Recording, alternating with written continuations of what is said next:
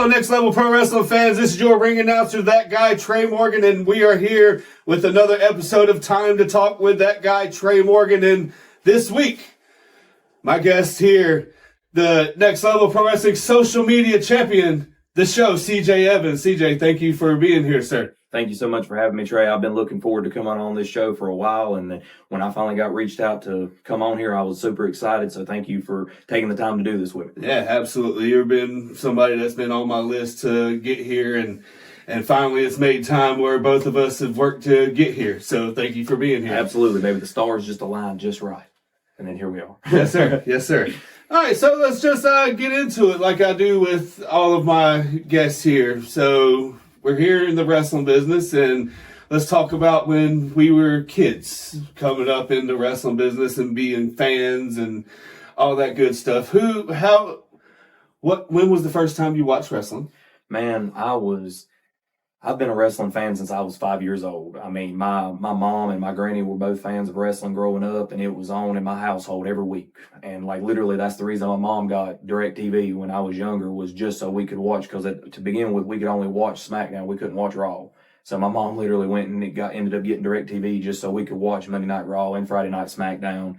And we were the whole package. It was Friday night SmackDown, Monday Night Raw. I believe ECW was on Tuesday night at the time, and then pay-per-views on Sunday. And it was the whole package. I mean, me, my mom, my granny, every day that wrestling was on, we was in front of that TV watching the stories and everybody. And all of us had different favorites, so it was really fun to see how everybody reacted. And like I said, since I was 5 years old, I've been a fan ever since. So who was, when you were 5 and you're sitting there watching, who was some of the people that you looked up to?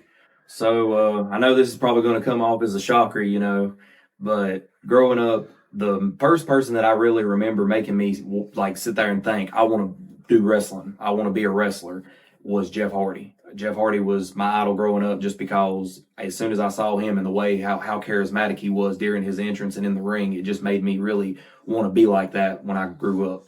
Another big one, obviously, AJ Styles was a big influence on me, but his was a little bit different because I feel like it didn't matter where he wrestled, he was a top person. It didn't matter which company he was on, he was always one of the best, and he put on a great match with whoever he could wrestle. So I always try to influence that in my matches today, to be like, I want to be able to put on a good match with anybody, because I really feel like that's what makes you stand out and sets you aside from everybody else.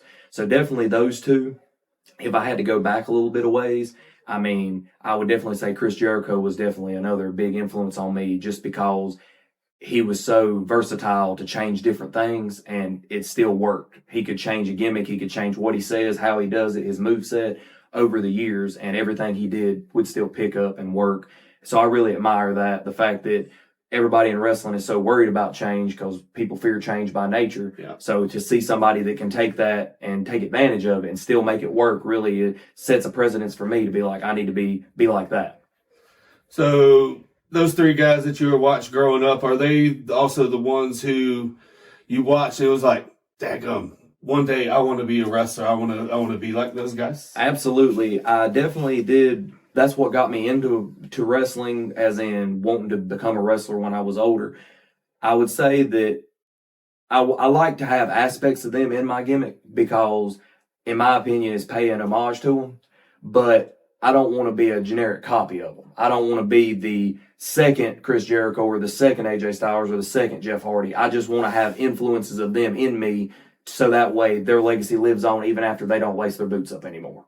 And they definitely did play a big part in me wanting to become a wrestler, and they gave me kind of a blueprint of what style I wanted to wrestle, but just not exactly being, like I said, a generic copy. I want to be my own person, but little hints of them you can see in my moves and my way that I react in the ring. So going forward and you watching them, and so they've inspired you to want to get into the ring. Finding a wrestling school. So let's talk about how you actually first started getting into the business and training. Lord have mercy, man. So I started getting into wrestling when I was about 5. By the time I was about 13, 14 years old, I was like, this is what I want to do. Because, I mean, I went through the phase with my friends where we were out playing around in the yard on the trampoline, doing like we were wrestlers, you know what I mean? Yeah. And I just kept staying into it, I just took over my entire life. So when I was about 13, 14, I decided, I was like, you know what, I'm gonna go out and I'm gonna start looking for somewhere to like see this. Because at the time I didn't know that there was indie wrestling. I just thought that the only wrestling there was on television. And I started seeing, I remember seeing this flyer for, it was called Power Pro Wrestling. And it was in Carthage at the fairgrounds in North Carolina. And I just was like, there's wrestling in Carthage? I mean, that's like, at the time, that was 15, 20 minutes from my house. So I was like, oh, I got to go to this. So I talked to my mom. We take off. We go to that little show. They had it every Saturday night. And they had their own characters and their own people. And I really that was my first look into the world of indie wrestling. And I remember just being so captivated by it and was like, oh my God, this is something that, this must be where you start to get there. Like, you go to college to get to the pros. This is the college level of wrestling. So I talked to the promoter and I said, hey man, is there by chance any way you run a training school? And he said, yeah, we do training on Tuesdays and Thursdays. I said, all right. I said, well, can I sign up? Because at the time I was only 13, 14 years old. I was like, is this possible for me to jump in this young? And he said, yeah, but you're going to have to sign a waiver. So my mom, I haggled her so much about it. She finally agreed. She was like, well, in her eyes, it was like a kid go play football in school.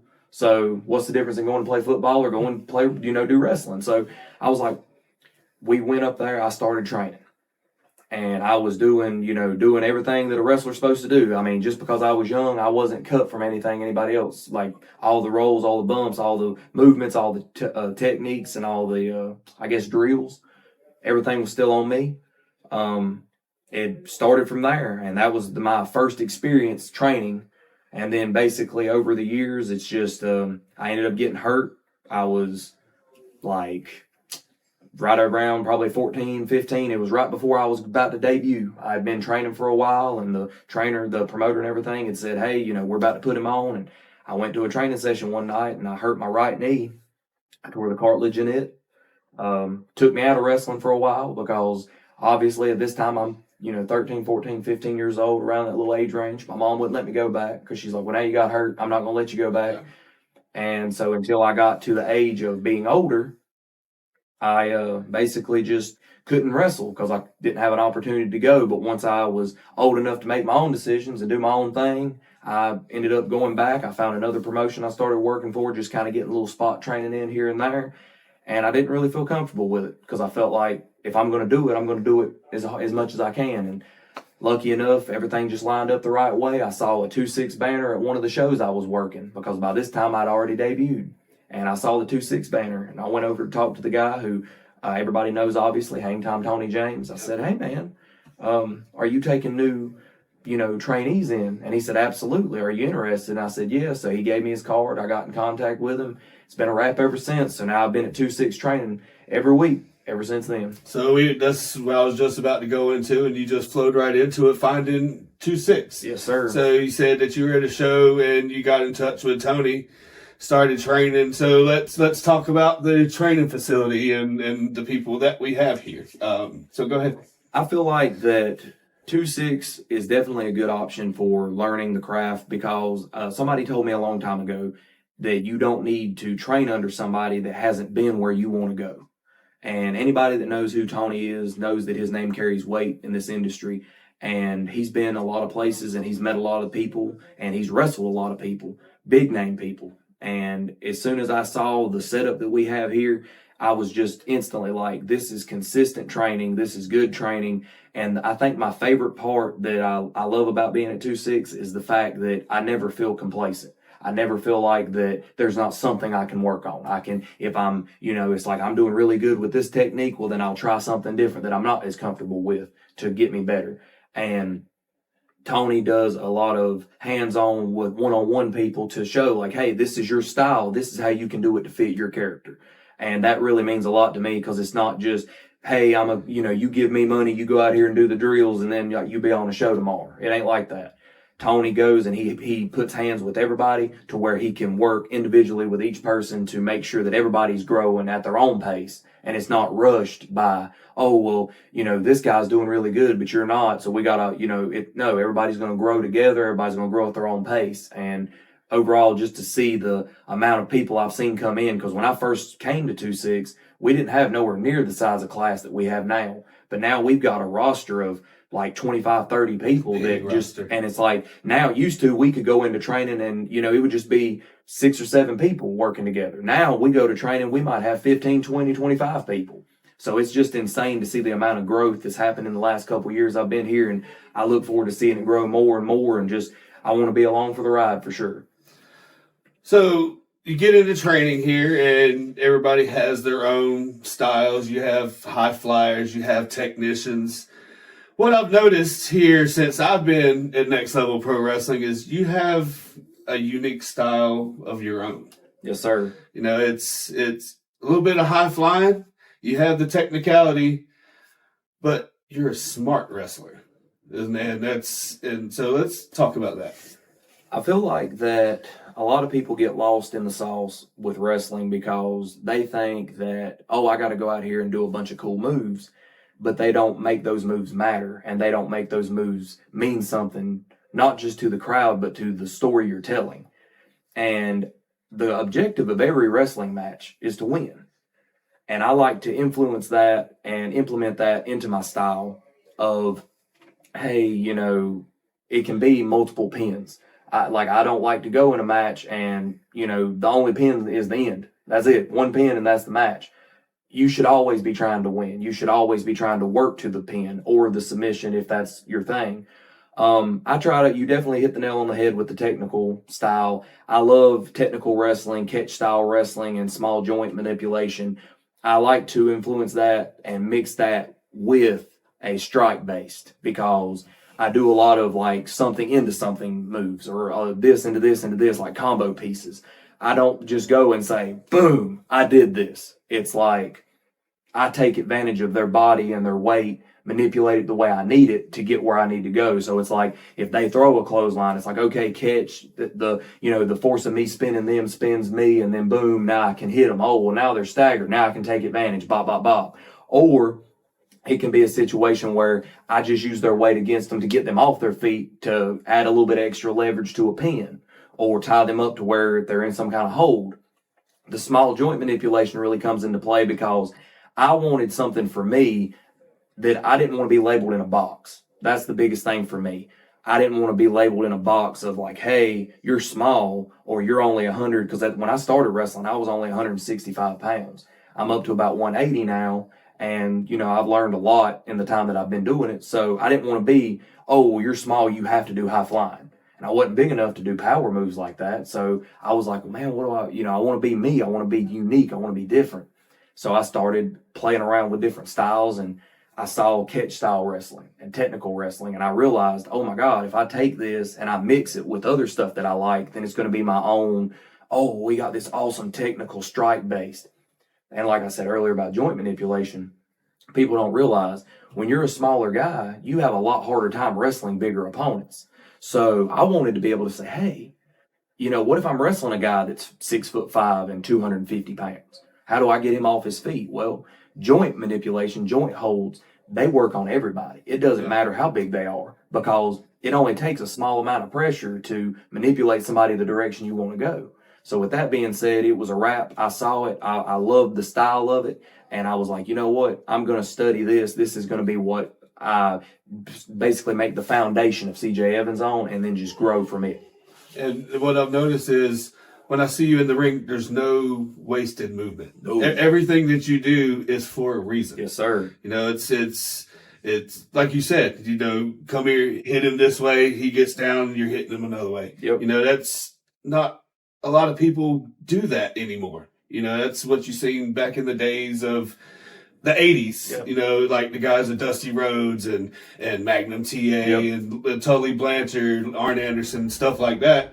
That's not stuff that you see nowadays. So it is definitely a unique style that you have. Absolutely. And I really appreciate you saying that because that's the effect that I want to have to everybody in the crowd. Like, I'm going to throw in flashy maneuvers because I can. And when you're the show, that's what you got to do. You know what I'm saying? Like, I'm not going to be generic guy 101, but I'm going to put on the best performance I can. I'm going to give that fight to them. But most importantly, I want to show that I'm not going to quit. I'm not going to give up. I know that I'm working at a disadvantage because when you get in there with somebody that knows, like, for example, I just had this match with Roosevelt a few weeks ago, and he is very skilled in different martial arts styles. And I know he hit me, and it hurt. I mean, he had, you know, a lot of hits, but it didn't matter how many times he hit me or how hard he hit me. It was about showing that fight and not giving up, because sometimes that's what the crowd resonates with the most. It might not be the cool flippy move you did off the top rope, but the fact is, like, you know what? That guy didn't quit, even though he got kicked in the face 8 times. He didn't quit, even though he got the breath knocked out of him twice. He didn't care that he could barely walk. He gave it everything he could. And the biggest thing with my style that I love influencing into my gimmick is that, hey, if this isn't working, we can change and move as we need.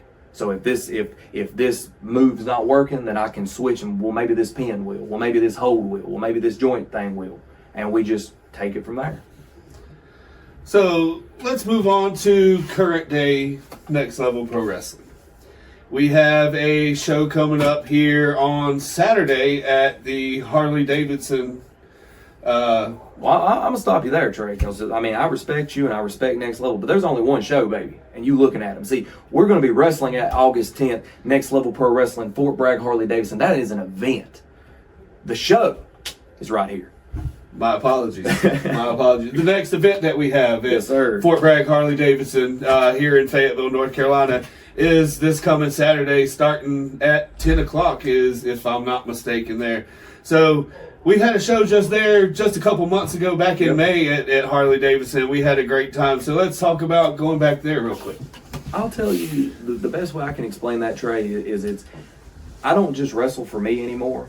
I wrestle for a lot of reasons. I got into wrestling because it's what I wanted to do, but I stay in wrestling because of multiple people and multiple reasons. And anytime that I have the opportunity to go and wrestle for a good cause, it always warms my heart to be able to do that. And this, you know, we're coming up on August 10th. It's going to be a show that's going to be helping for, it's like veterans, and, you know, obviously, like, Harley Davidson is allowing us to do this, so I'm very thankful to them. So the minute that I got word about the event, I was like, you know what, I need to sign up for this, because anytime that I can use what I'm good at to help other people or to raise money for other people that deserve it, I'm going to do that. So I definitely, you know, it was a big event for me to be able to say, you know what, I need to sign up for this, because I feel like that ever since I won the social media championship, I've put on the best match that I could every time. And I've never turned an opportunity down to defend that title. So you can bet come August 10th, when we step foot over to Harley Davidson in Fort Bragg, then it's going to be CJ Evans. I'm going to be putting that social media title on the line. And honestly, I could sit here and do like every other guy says. It's like, you know, I don't know who I'm wrestling, and it doesn't matter. It does matter, because every time we step foot in that ring is for somebody and to entertain people. So I want people to come out, support that show, and watch me put that title on the line, because I'm going to walk out the same way I walked in, baby. Social media champion. Sorry, that was a little... No, you're fine. Thank you very much. So make sure, Saturday, August the 10th, 10 o'clock in the morning, we are supporting the Combat Veterans Motorcycle Association.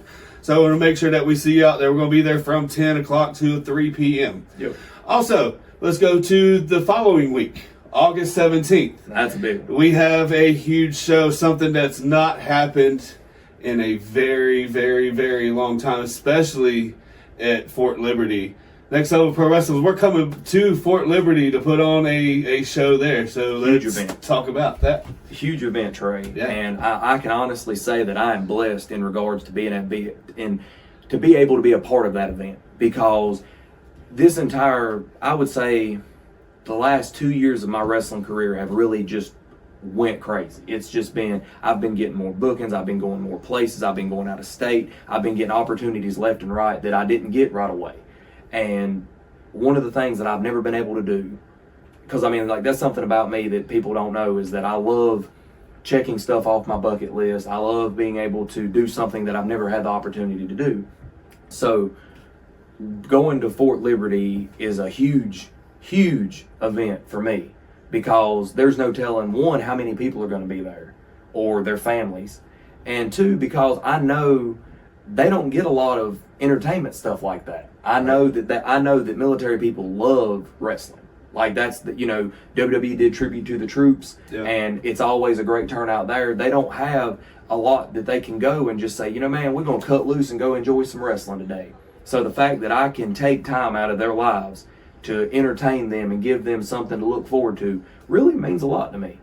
And like I said, that event, August 17th, Fort Liberty, Next Level Pro Wrestling, is coming there, and it's going to be huge. It's going to be an amazing event. I honestly cannot wait to show up and be a part of that event. Yeah, just like you said, they don't get live events and stuff like that on base hardly ever. I've been here around in the local area for almost 30 years, and you don't hear of anything happening on Fort Liberty. So us going out there and them letting us put on an event, giving us the privilege. Yeah, I mean, because like we're used to, as indie wrestlers, we're used to going to armories or to schools or to other places. But the fact that the military is going to allow us to come into their house and put on an event for them to bring that joy to them is just going to mean the world to me, man. I can't wait I hope that everybody enjoys that show and that they come out to support it, because it's going to be a great experience for us, and it's going to be a great experience for them to say, you know what, like this is a day we can take our family, we can go over here, we can forget about all the stuff that's going on in the world today and just enjoy wrestling, because wrestling at its core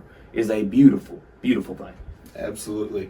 So let's talk about some of the people that we have on the roster that they might be able to see coming up here on the next two events that we have. We'll start with, always got to go with the number one guy, I guess, that we have on the roster. No offense to you for saying that. No. We'll talk about the Next Level Pro Wrestling champion, Jack the Ripper Tatum. So Jack, I have to say, is just his own specimen. He is his own person, and I have a lot of respect for Jack Tatum. I really do. And I'm at no point would I ever say that he doesn't deserve that championship, because he earned it. He worked tooth and nail to earn his, just like I worked tooth and nail to earn mine. The biggest thing that I want to say on my end with that is that he is the heavyweight champion for Next Level Pro Wrestling. And he earned that title, and he earned that demeanor. He has that. For sure. But the social media championship that I have, in my opinion, in my eyes, is just as important. Because to me, it doesn't matter what championship you hold on a company. It's the amount of work you put into putting prestige on that championship.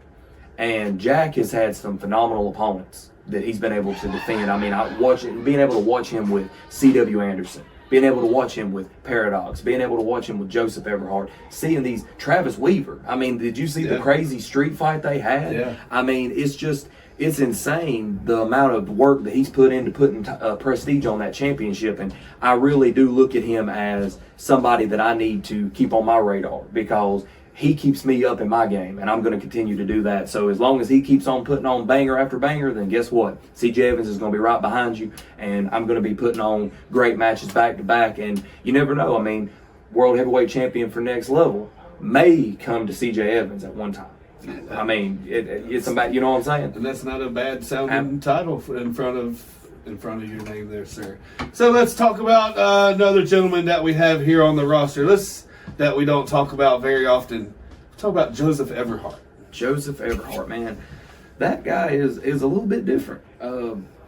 So the story that happened with Joseph was that I really felt for him, because everybody knows that he came back from an injury. He was working at a disadvantage. I can say that I know that from experience. So coming back from an injury, winning the social media championship was just, I was like, oh my God, Joseph, you come back, against the odds, and now here you are, social media champion. I didn't necessarily agree with his tactics of getting it, but my opinion aside, he won it. A win's a win. Social media champion. I'd been grinding for that championship for months leading up to that. He come back, he won it. And I knew I was going to have my work cut out for me going after Joseph Everhart. So once I was able to finally work my way to that championship match and got my hands on him, the thing that threw me for a loop is that I've been in matches with people that respect me and they shake my hand before and after a match. I've been in matches with people that don't respect me and they beat me with stuff, beat me with weapons, use managers to cheat, all the toolbox trades of wrestling. But Joseph, there was a moment in that match that he could And he did grab the social media title and was gonna bash me over the head with it. He had the opportunity. I was there. I wasn't on my feet yet. He had the opportunity. He could have took me out and kept that title. But there was something that I saw that a lot of the crowd may have seen, but me being right beside him, I could see it as I looked up, and it was hesitation.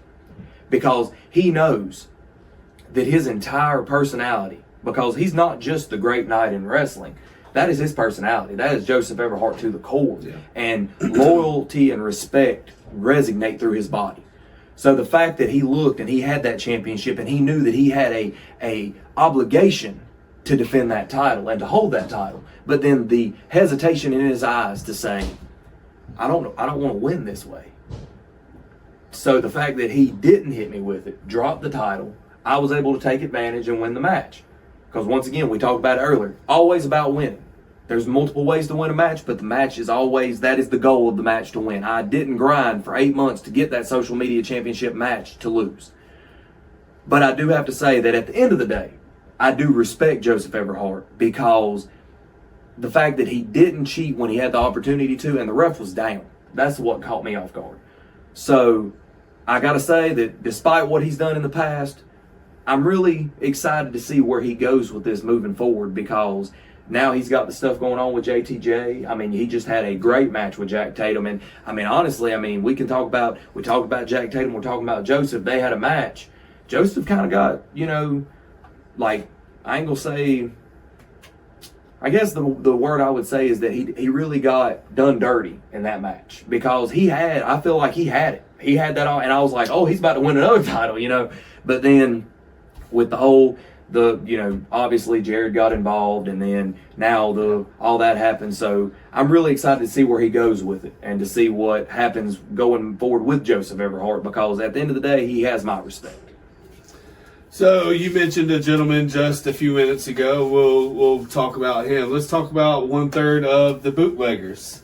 Talk about Travis Weaver, man. Travis the Wrecker Weaver, man. Or we don't have to just talk about him. We can talk about all the bootleggers together. Good. We can talk about Travis, Buck, and absolutely. Chris. We'll talk about all of them. I'll tell you what, man. Travis is a character, because that's another person that what you see is what you get. Travis, that's him. There's no extra. I have the most amount of respect for Travis in regards to just who he is. He is so in tune with who he is and how he is that there's no question. And people don't understand that, like, this, what you see him on a Saturday night at a show or an event with the show, that's him. Like, he is such a great guy as a person and as a performer. I mean, he's constantly up in his game. He's constantly evolving, getting better, and I see him all the time. If there's something that he feels that is just somewhat needs work, then he's going to be, next training session, he's hounding that in. And he's going to, if this forearm looks just a little bit bad, nope, today we're doing this. We're doing forearms, baby. That's how it is. And so Travis is, I honestly say, I have all the respect in the world for him. He is just such a great person. He is a great wrestler, and he will always be that way to me. I mean, in wrestling, we're competitors, but I still look at Travis like a brother. Travis has helped me through a lot and different times in my life. I'll never say anything bad about Travis, regardless of what show we're at, where we're at, or nothing else. As for Buck, he is crazy. My Lord. Buck is a wild child, and his name fits him from a T, because Buck, I'm going to tell you right now, there is no style that fits Buck Wild. Buck is Buck. That's just it. You're going to get in here, and 1 minute he might be picking you up over his head and slamming you. The next minute he might be jumping off the turnbuckle. Next minute he might have you in some weird tied up situation that you don't even know how to get out of. I think he calls it the hog tie. Yeah. So with Buck's crazy ability in the ring, because for him to be somebody like about my size, he is strong. Buck is crazy strong, and to see how much he has evolved over time is insane to me. He is going to go places. If I ever say that, Buck is going to go places, and he's like I don't want to say he's another Briscoe, because I don't want to put that name on him like that. I feel like he's his own person, but when I see him, that's what I see. Yep. It's like I just see that resonate through his body. As for Chris Weaver, I'm just getting introduced to Chris. I got introduced to Chris about Comic-Con area last Comic-Con. And Comic-Con, I was able to wrestle Travis Weaver and Chris Weaver in a triple threat match, and I put the championship on the line. I knew what I was stepping in the ring with Travis because he's so powerful. He's got these big moves, he can, he's very strong. He's got the big boot. He's got the choke slam. I knew what I was stepping in the ring with him. Chris was a little bit different because Chris is like unpredictable. He's not crazy like Buck, but if he gets a hold of you, he got a hold of you. And you can tell it right away. With the years of experience he has, you can tell if he gets a hold of you in some kind of maneuver, then it's very difficult to get out of because he is able to get a hold of you and then follow through with it before you realize what's going on. So talking about all three of them as a whole, you've got power with Travis.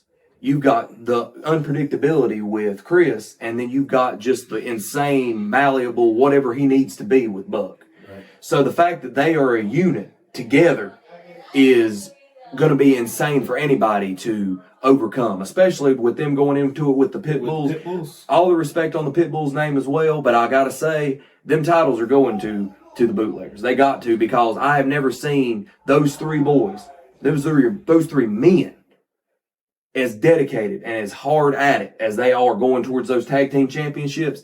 It's a beautiful thing to see how they react and what's going to happen next. Because honestly, when I see their matches, I feel like a fan. I feel like I'm literally sitting here watching my favorite people wrestle, and I can't wait to see what happens with them. It's going to be hard for anybody to overcome the Bootleggers. Yeah, and if you were there in Lumberton and seen what happened during and after the match, absolutely. The Bootleggers originally had their hand raised as the champions, then they came in and deemed that the Pit Bulls actually won.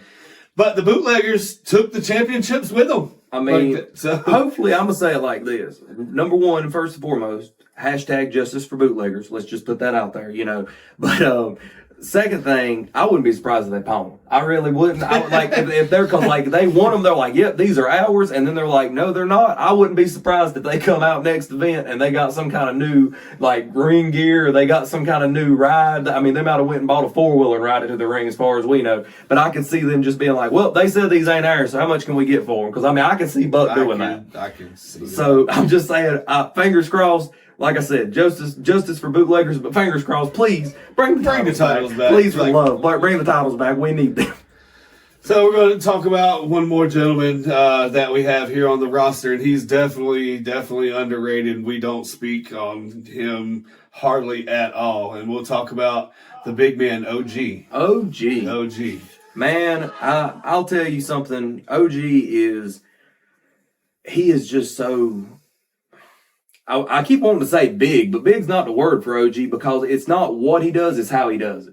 OG is his own guy, kind of like how I said earlier about Jack. But OG he's running his own thing. He's trying to go his own route, create his own legacy out of what he wants. And I feel like that OG, like you said, he doesn't get the credit he deserves. Right. OG, he's grinding. And every match that he gets, he's going to put 100% in. And I like to see him branching out and going to other places and doing other things, because I want to see where he's going to go. He's early in his career. He can go any direction and change so much. He's got the body, because he's so big that he's ungodly strong. First of all, I'm going to tell you firsthand, I may not have wrestled him at an event, but I put hands on him in training before. And he is just so strong that if he needs you somewhere, you're going to be where he needs you to be. That's just it.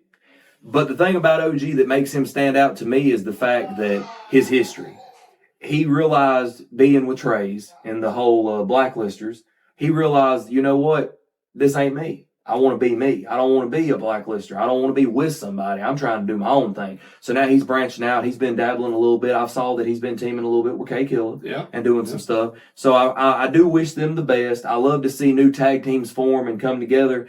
The only thing I will say is that with his size, whoever steps in the ring with him has got a force to be reckoned with, because I'm telling you, you got K-Killer, you got him. If they're partnering up, you got aerial stuff and you got power. So you're going to have to, anybody that steps in the ring with them is going to have to go in with a plan if they think they're going to walk out with their hand raised. Absolutely. And for the record, OG, when you watch this, Glee, just so you know. So we'll talk about training here at Next Level Pro Wrestling. We have everybody that gets in the ring and teaches each other. Yes, right. Absolutely. So let's talk about that, with everybody being hands-on with everybody. So that's one of the elements about 2-6 that make it very different than other facilities. A lot of training places that you go to, and I can speak from personal experience, it's kind of there's one guy that tells you, hey, do this, do this, do this, and you do what they tell you to do. 2-6 isn't like that because everybody has their own style and everybody has their own way of doing things. And the best thing about wrestling is that it's constantly changing, it's constantly evolving, and you have to change with it. Otherwise, you're going to get left behind. So to see different people in 2-6 step in the ring, and I learned just as much from wrestling a guy with 10 years experience as I do wrestling a guy with 10 months experience. Because sometimes that guy with 10 months of experience, he might know a different way to get out of something that I don't know. Or he might have studied a match that I didn't study, and he might put me onto it and say, hey man, if you get time, go check out this match. It helped me a lot. So the biggest thing I can say about with that is that when you come to 2-6, you're going to get a mixture of everybody's element, and you're going to get a little bit of every style, and you just go the route that makes you comfortable. Like a lot of people come to me with technical stuff because they know I'm good with technical, but then they'll go to Jack when it regards like strike based, or they might go to Travis in regards to like power based, or they might go to like, somebody like JTJ about high flying because if he ain't in the air, then where's he at? You know what I'm saying? Yeah. So I definitely encourage that with 2-6. If you come to 2-6, you're going to get an element of everybody. Everybody's going to be there. You're going to learn from whatever style suits you best. But most importantly, with that, never feel like that you stop learning, because in wrestling, you can always learn. It don't matter I've heard even Tony say that he's learned from us, and he's been in the business 20 something years and he's still learning. So never stop learning, always adapt, change, get comfortable being uncomfortable, and most importantly, be you. So I do this with every one of my guests, and I'm pretty sure you've seen the show already. I've watched every episode, Trey. I'm a big fan. Thank you very much. So I'm pretty sure you are waiting for this opportunity here, and I call this the call out. The call out. I give you guys. Dun, dun, dun. Dun, dun, dun. So I give everybody the opportunity to call out anybody that they wish that they would like to have a match with. It can be with anybody. You know, it doesn't matter what company that they're with or anything like that. So here's your opportunity. Who would you like to see in a ring? Not necessarily, might not be at next level, but we would prefer it be here at next level. Absolutely. So who would you like to see in one of our rings? Trey, that the fact that you brought it up, talking about the call out, it's really funny to me because I've watched all your episodes with every one of your, every person that you brought on, every one of your guests to, your event, or not event, but Time to Talk with Trey Morgan. So, and I thought about it. I ain't gonna lie to you. Preparing for this, I was like, I've got to figure out somebody that I can say that's going to stand out, that's going to be like, oh, this is CJ's pick. We need to see CJ's pick.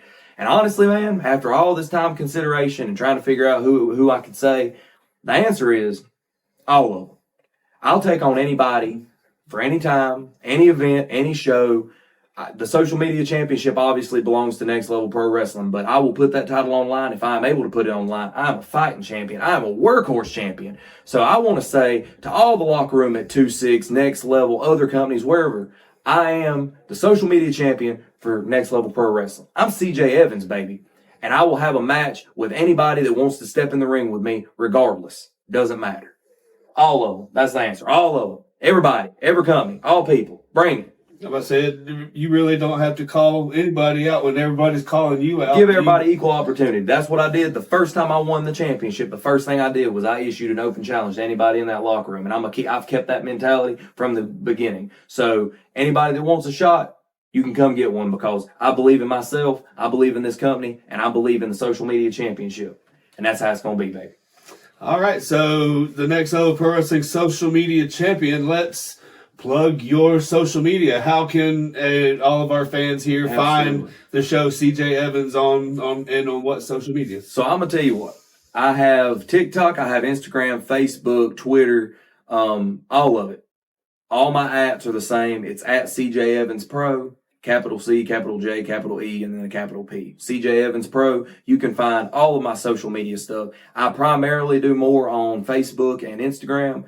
I'm dabbling more into TikTok and Twitter. I'm just kind of at home because I don't see the point in having to tweet every little detail that I do. I try to go and put big stuff. So like on Instagram, you're going to see my pictures of, this is what happened this past Saturday. Or on Facebook, I will put up statuses and say like updates like, oh, here's my upcoming events. That's where you can find all my places I'm going to be at. And like I said, all my title defenses, all that will be on there. So at CJ Evans Pro, that's where you can find me out at. Anything that you see merch-wise, because I know this is going to be the thing, right? Yeah, so if you see any of my merch, any of my nice T-shirts that I have that you would like to wear or you would like to buy, I have shirts, I have bands, I have all the stuff at my merch table, every event. So if you're able to make it to a show, by all means, come over to the table, say hi, shake hands, get pictures, whatever you need. If you don't make it to a show or an event, that's fine. You can still get the show and carry it with you wherever you go. All you have to do, shoot me a message. We can ship it to you. That's not a problem. But trust me, my stuff, you want to sport it because CJ Evans has prestige on that name, baby. And with that, everybody, you might as well get it now while you can get it cheap. You know what I'm saying? Absolutely. Say get it now before he makes it up to the big guys, and they charge me $55 a T-shirt. I'm not going to do that. I can't. I could not in my heart be like, yeah, man, $55 for that shirt. I can't do it. Because I even offer deals on my stuff when I come up with new designs and I get new stuff. The stuff that I don't have all the sizes of anymore, I always mark that down because once again, it's about giving back. And it's like I know how money's tight nowadays, but I see all these little kids coming up to the show, and when they're coming up to you saying, you're my favorite wrestler, and I love you. It's like it's really hard to be like, all right, kid, give me $20. Right. Like sometimes you got to make cuts, and I want people to be happy, man. So like I said, look me up on social media. I'd love to have you as a follower. Follow all CJ Evans stuff on all platforms. I'd love to see you down the road at an event. Ladies and gentlemen, CJ, thank you for being here today, sir. We appreciate everything and appreciate your time because you definitely have a busy schedule. I keep it going, Yeah. But ladies and gentlemen, make sure you follow us on all of our social media here. Check us out on Facebook at NLPW26 Wrestling Academy. Check us out on YouTube as well at the same thing, NLPW26 Wrestling Academy. Check us out on all of our social media. You're going to make sure that you see us at all of our events. And then also we have that nice new website, nextlevelprowrestling.com, right. where you can see pictures of yours truly at. But just throwing that out there. That's right. Check us out there as well at nextlevelprowrestling.com. CJ, thank you very much for being here today. I appreciate your time, sir. Thank you, sir. Ladies and gentlemen, thank you for being here with another episode of Time to Talk with That Guy, Trey Morgan. We hope you had a great time as well. We'll see you at our next show. That's right, baby. Showtime.